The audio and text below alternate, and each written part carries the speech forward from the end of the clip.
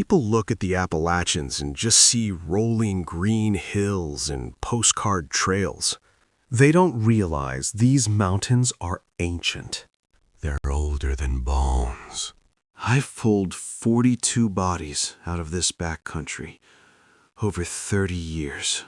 Out west, the danger is obvious. You got jagged peaks and sheer drops.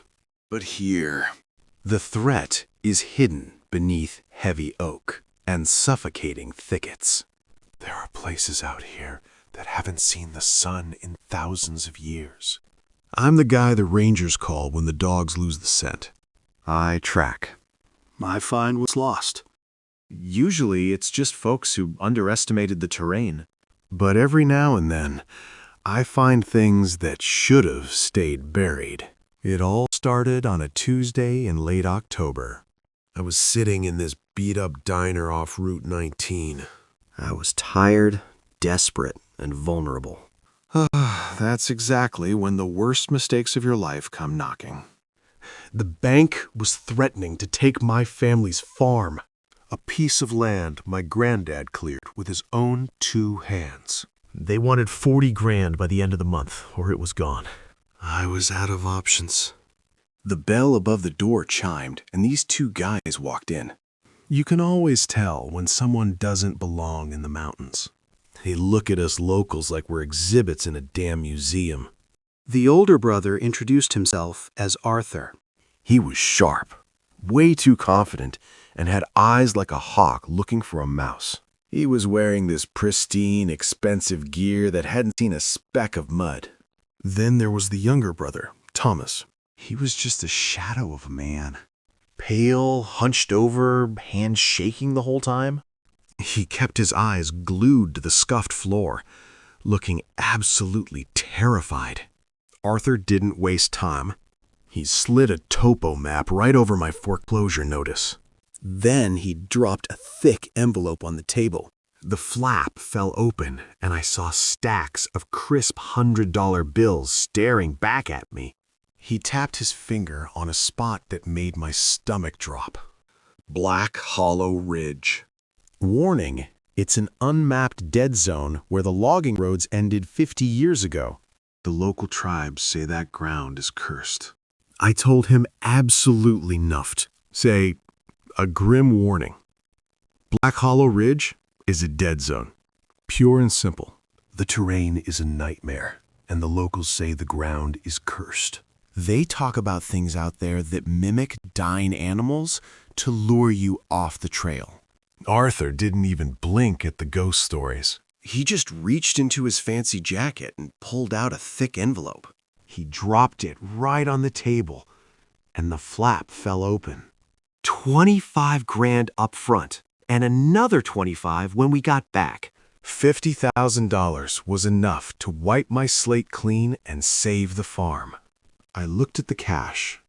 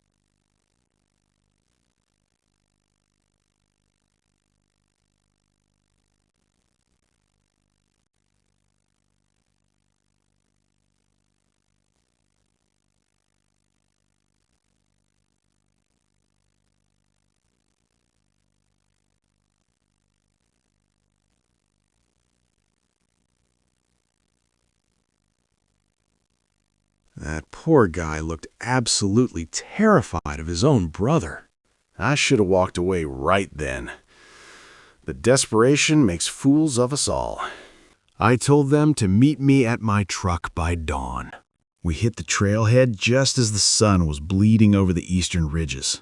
The morning air was sharp, smelling like wet earth and rotting pine. For the first 5 miles, the hike was actually pretty easy. We followed an old logging road that cut through the lower valleys. Arthur was pushing the pace hard, acting like he owned the mountain.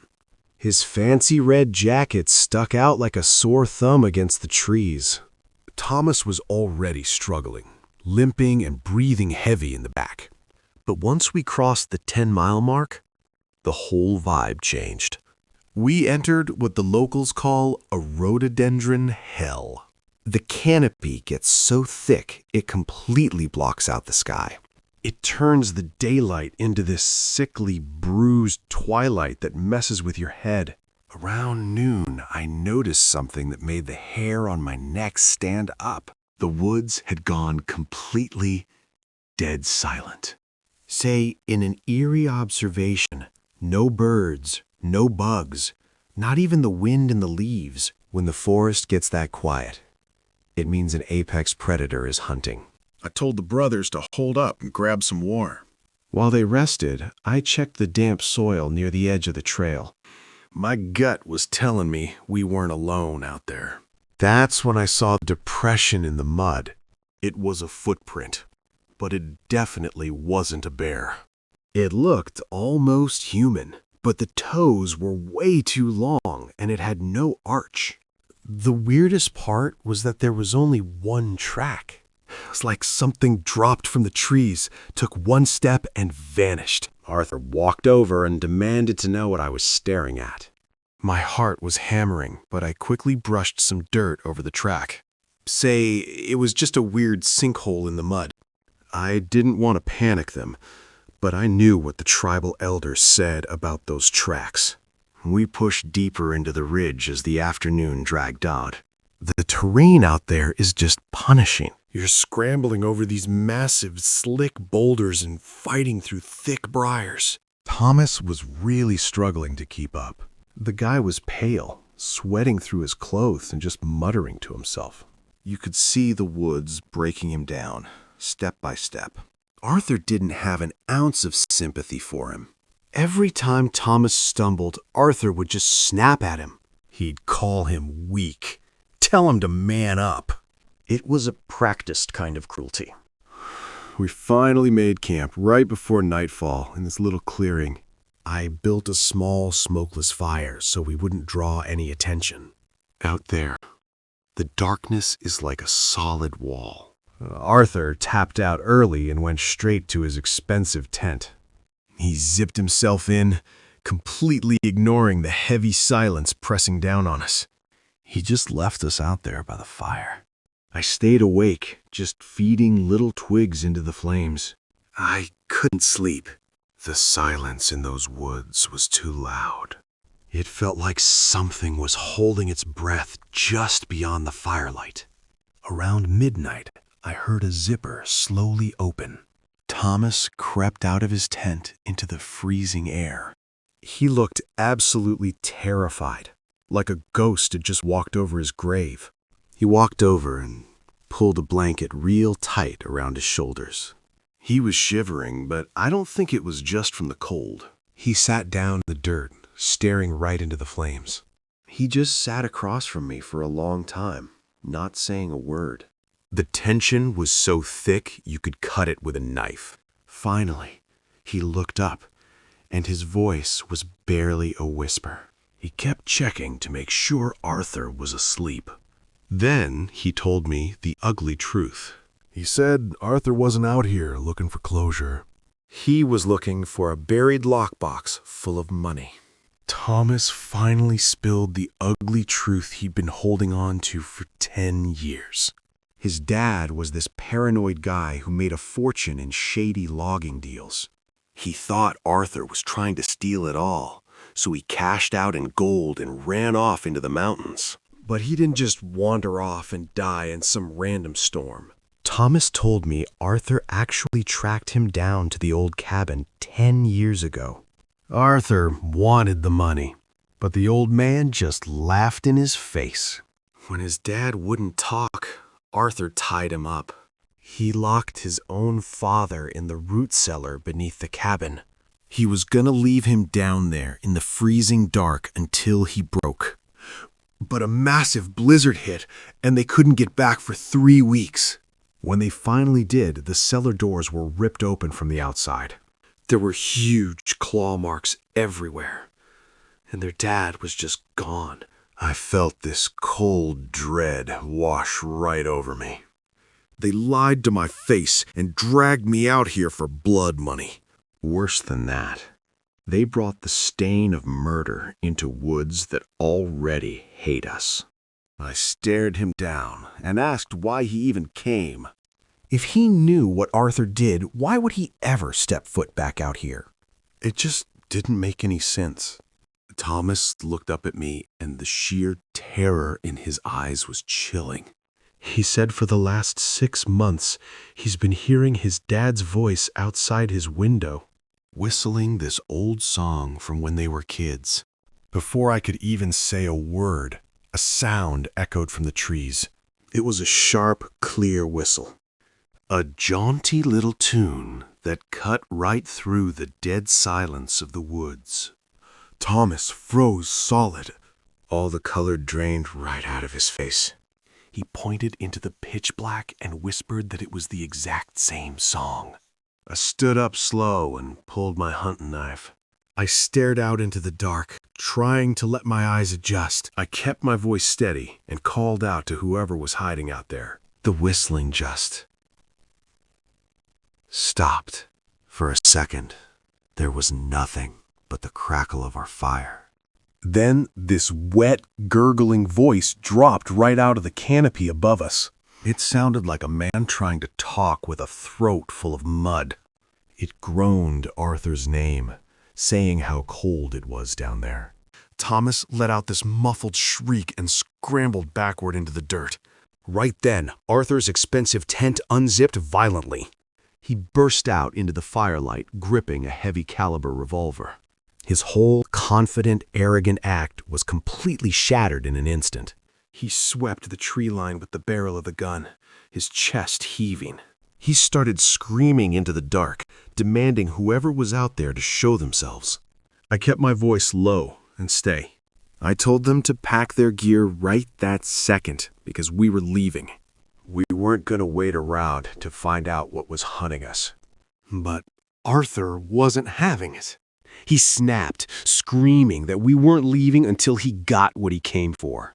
Then he turned that massive revolver right at my chest. For a second, Arthur actually hesitated.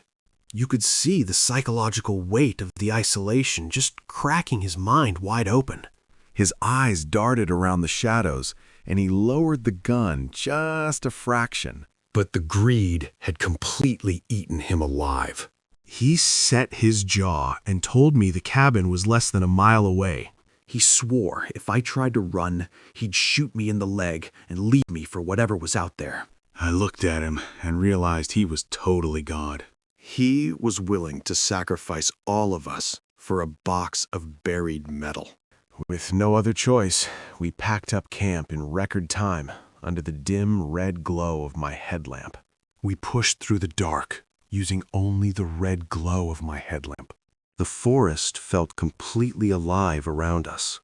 The trees seemed to lean inward, their branches clawing at our jackets. And every few minutes, that damn whistle would echo through the trees. We finally reached the hollow just as the false dawn started bleeding through the canopy. The old cabin was sitting right in the middle of a sunken depression. It was surrounded by dead, rotting hemlocks. The whole structure was collapsing, basically half swallowed by the earth. But what actually stopped me in my tracks was the perimeter. Strung between the trees in a perfect circle were dozens of wind chimes. Except they weren't made of metal or wood. They were made entirely out of bones.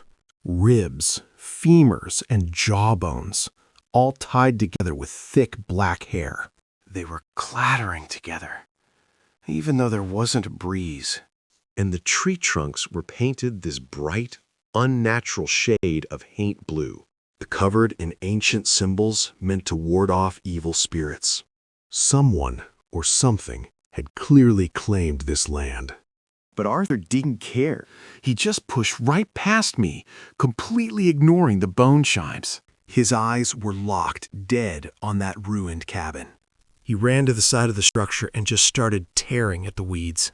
He was ripping away the rotting planks that covered the old cellar doors. The guy was completely consumed by his own greed. He was absolutely desperate to get into that dark hole. Meanwhile, Thomas just stood frozen at the edge of the clearing. He was just standing there, weeping silently. I walked up to the cabin real cautious, keeping my eyes on the tree line. Silence had come back, and it felt way heavier than before. Arthur finally ripped the doors open with this feral grunt. He disappeared down into the dark beneath the cabin. For a few agonizing minutes, all we heard was him tearing through debris. Then he climbed out, covered in dirt, dragging a heavy rusted lockbox. He dropped the box right on the damp ground. Then he took his revolver and just smashed the ancient padlock with the butt of the gun. He didn't even hesitate. He just threw the lid wide open. Inside were stacks of gold coins and thick bundles of cash. Arthur literally fell to his knees in the dirt. He started running his hands through the gold, laughing like an absolute madman. In his mind, he had actually beaten the mountain. I walked over and looked down at the rusted box. Resting right on top of the money was a leather journal. I knelt down and grabbed it before Arthur could stop me. I flipped it open to the very last entry. The handwriting was jagged and frantic. It was written by a man who knew he was going to die. I started reading the final lines out loud. It said his son left him in the dark, and the cold was in his bones. But he wasn't alone. He wrote that the mountain had a voice, and it spoke to him through the floorboards. It offered him a trade, his life, to become part of the soil in exchange for vengeance. He gave it his pain, and he gave it his voice. Warning, and when Arthur returned for the gold, the mountain would collect the debt. Arthur stopped laughing. I didn't look back. I grabbed Thomas and we plunged into the rhododendron thicket, ignoring the briars tearing at our faces and arms. I used every ounce of my tracking knowledge to navigate the chaotic terrain blindly. Behind us, in the clearing, Arthur's defiant screams turned into something else. Sudden, chilling silence fell over the hollow, broken only by the heavy, unnatural footsteps crashing through the brush behind us. The creature wasn't just killing Arthur. It was hunting us all. We just kept running until my lungs were absolutely on fire. My legs felt like they were made of lead. But stopping wasn't an option. Every branch snapping behind us sounded like that thing was right on our heels. The ground just gave out right from under us. We went tumbling down this steep, nasty drop-off, sliding through slick mud and sharp rocks. It was so dark, you couldn't even brace yourself for the hit. We slammed hard into the freezing water of a creek at the bottom of the ravine. That cold hit me like a freight train, just instantly numbing my legs. I was gasping for air while the dark water rushed past us. Thomas was just thrashing in the current, totally paralyzed by the shock. I grabbed him by his soaked collar and hauled him up on his feet. I screamed at him to keep moving, because that thing was still out there. We started wading downstream, fighting this heavy current that kept trying to sweep our legs out. I was just praying the water would hide our scent and wash away our tracks. Pure fear was the only thing keeping me going. Right as we rounded a bend in the creek, a sound cut straight through the noise of the water. I froze dead in my tracks. Coming from the pitch-black ridge right above us, a voice called out my name. The voice was begging for help, and it sounded exactly like Arthur. It had his exact arrogant tone, but it was just dripping with this agonizing pain. Thomas grabbed my arm, his eyes totally wild, actually thinking his brother was still alive. Ignoring every survival instinct he had, Thomas just broke away from me. He started frantically scrambling up that steep, muddy bank toward the voice. He was crying and slipping in the wet dirt, trying to reach the dark tree line. I lunged forward and grabbed him by the throat before he could get any higher. With a massive surge of adrenaline, I slammed him hard against this huge, mossy boulder. I pinned him right there, refusing to let him walk into a trap. I leaned in real close, right in his face, and gave it to him straight. I told him Arthur was dead, and that thing was just wearing his voice to bait us. I made it crystal clear that if he went up that bank, he was going to die alone. Thomas just broke down completely. All the fight drained right out of him. He went limp against the wet stone, sobbing. The reality of his brother's death finally broke through his denial. I kept my grip on him until his muscles relaxed. He looked up at me with these hollow, defeated eyes. He just nodded weakly. He finally understood that the thing up on that ridge wasn't Arthur anymore. As soon as Thomas gave up, the voice above us changed. The desperate begging just stopped mid-sentence. A heavy, suffocating silence fell over the ravine. It felt like the woods were holding their breath. Then a new sound broke the quiet. It started low, like a deep, mocking chuckle. It seemed to vibrate right through the rocks around us. The sound rattled in my teeth. It was pure malice echoing down from the trees. The creature stopped laughing. Then it spoke my name one last time.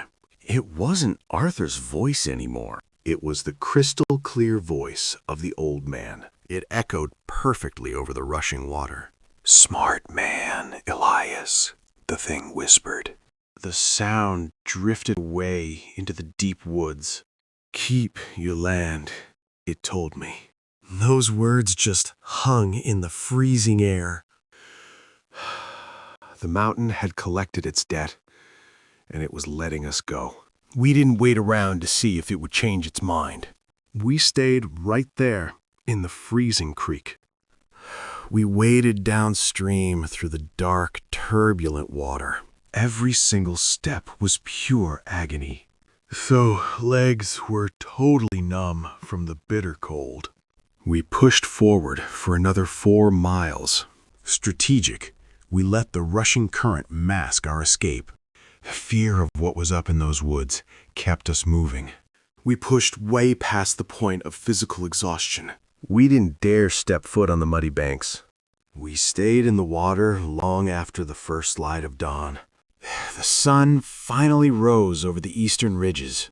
Its golden light slowly burned away the thick mist, but the cold still clung to us. By the time we hit the edge of the reservation boundary, we were barely conscious. We dragged ourselves out of the water and collapsed on the shore.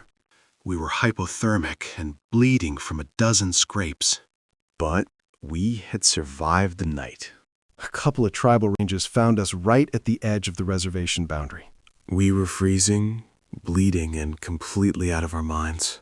I don't even remember them loading us into the trucks. I told the cops Arthur slipped and fell into a ravine. Said the river just swept him away. Thomas backed up my story and never said a word about the gold, or the lockbox, or the thing in the woods.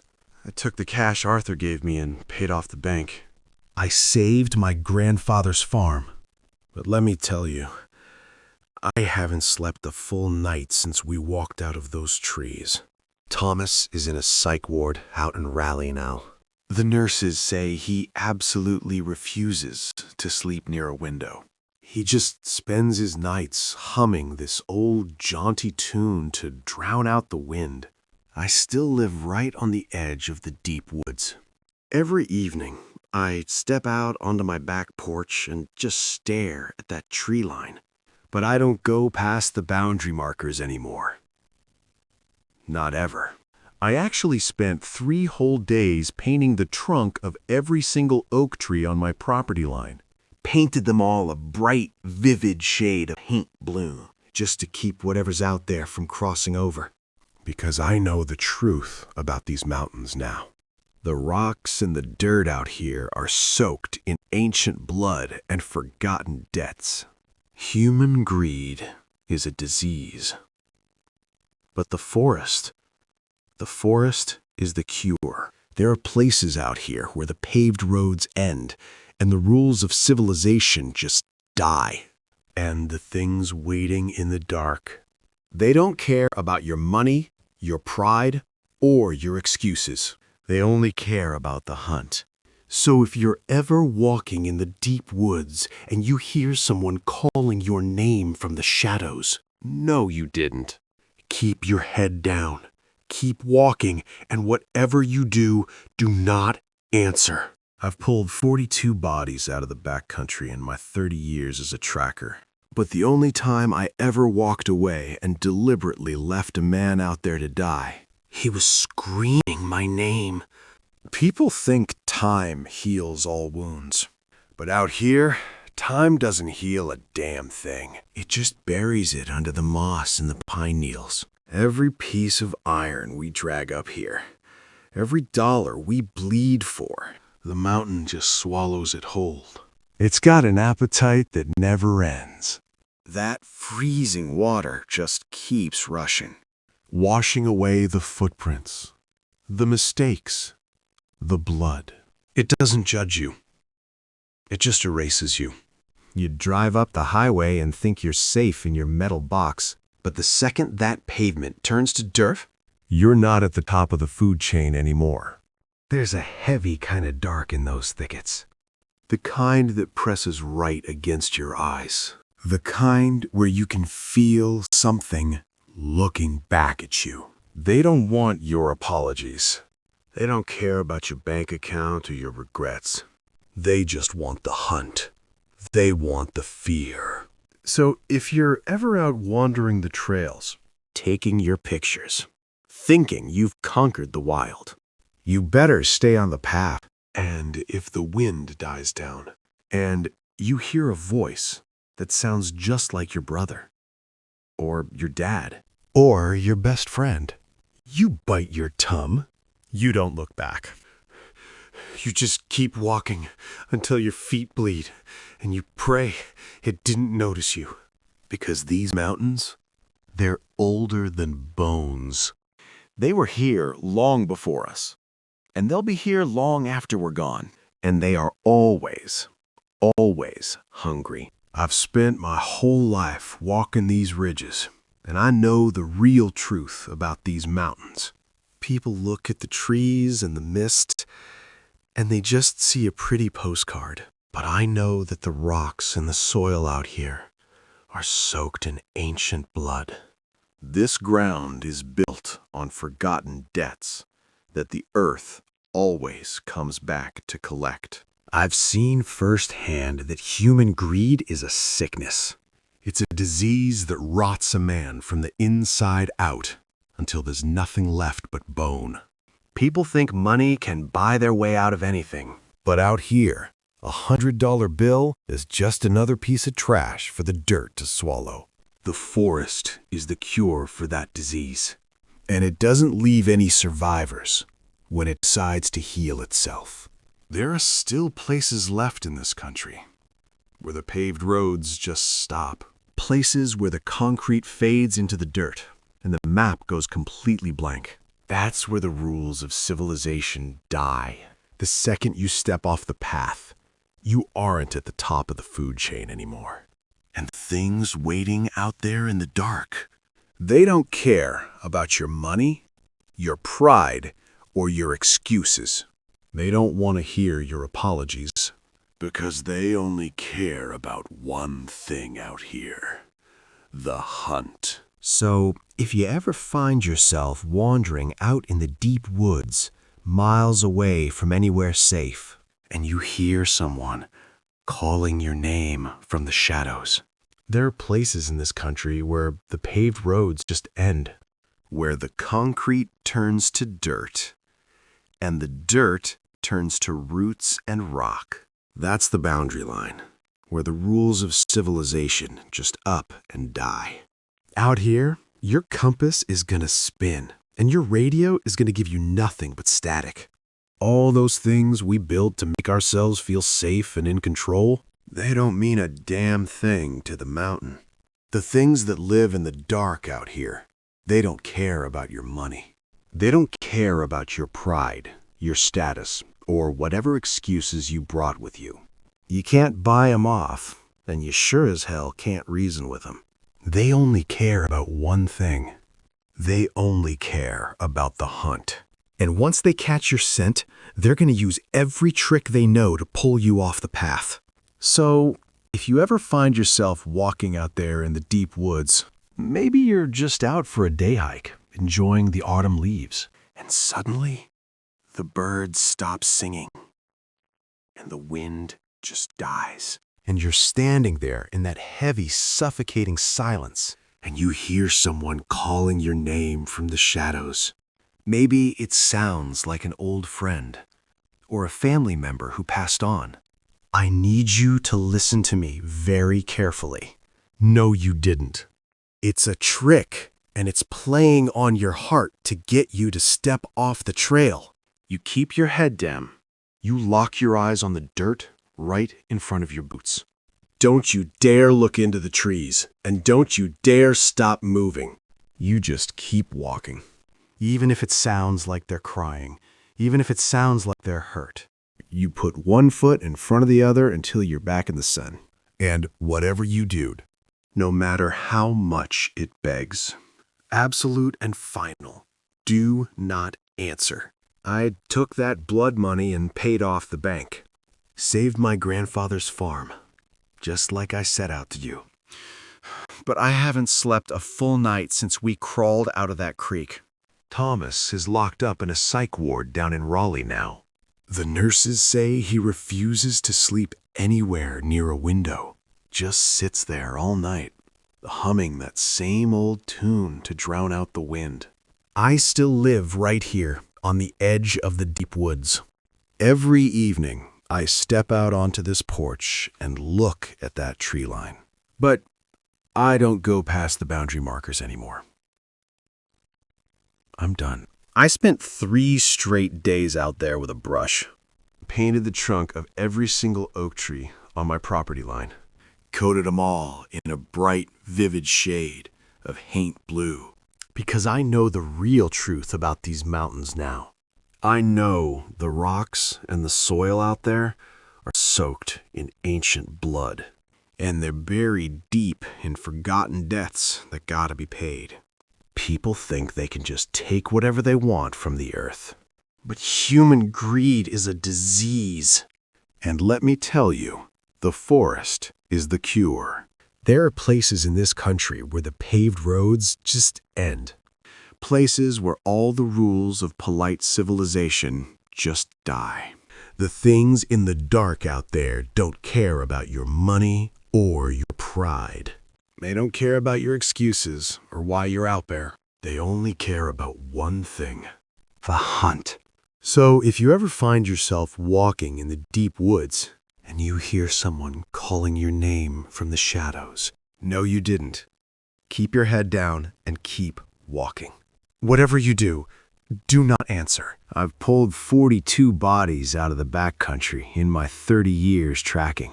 But the only time I deliberately left a man out there to die, he was screaming my name.